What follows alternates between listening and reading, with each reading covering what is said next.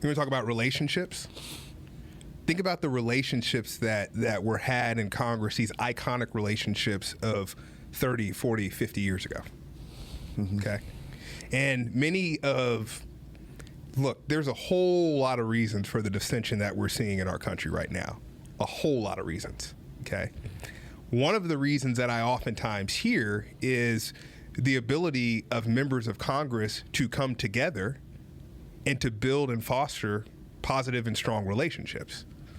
One of the arguments that we've heard oftentimes, the rationale for why we need more veterans in Congress, is the idea that you are used to being in situations where you're working with people that might not agree with you on things ideologically, but they're committed to performing the mission and they have a duty to get things done in the right way.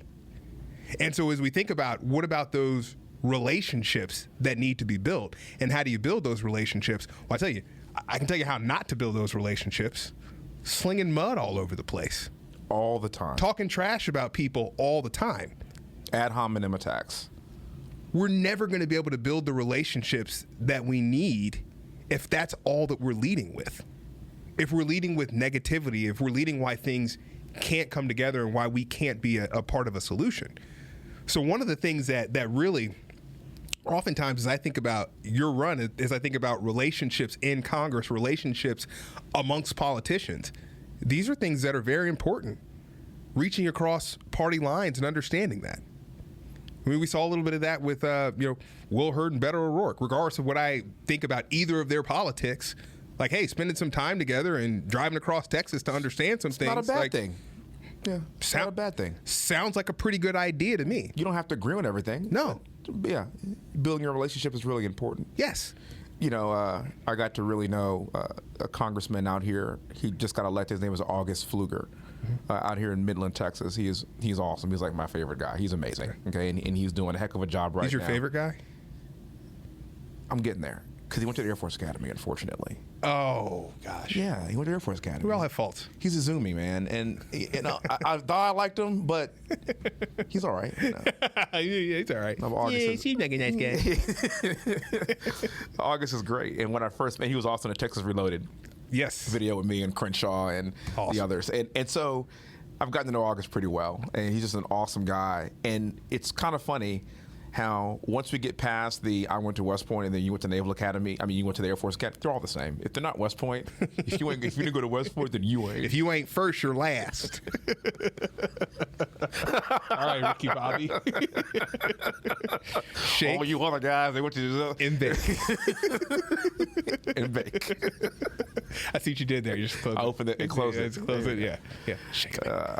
Shake it. The first time we met, once we get past the jokes about who went to a better academy, you're right. The relationship started with immediate trust. The guy's an F-22 pilot. We had that in common.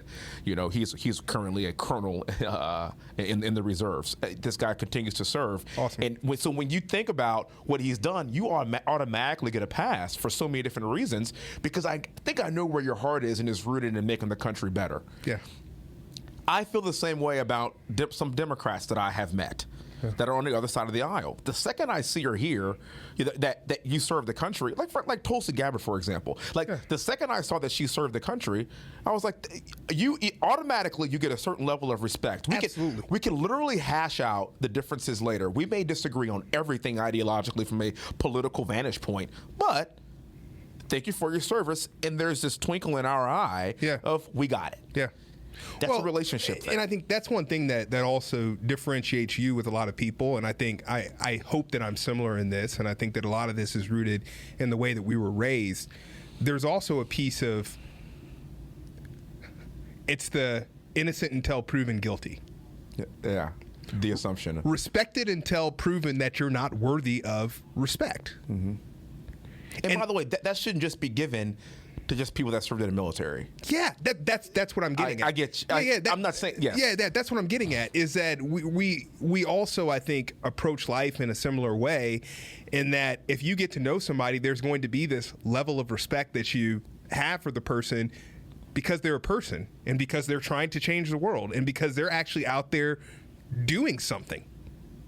right? There's this requisite level of respect that we have for people. And I think that's what's really dangerous that's happening in our culture is so many of the things that we say and do are not rooted in a requisite level of respect that we would typically have for another person. Yeah, for humanity. Period. It's for a human being. Like, this is somebody's son, this is somebody's daughter, this is somebody's sister, this is somebody's brother. We don't have that requisite level of respect for people in general. And I think that's becoming extremely damaging in our culture. I agree.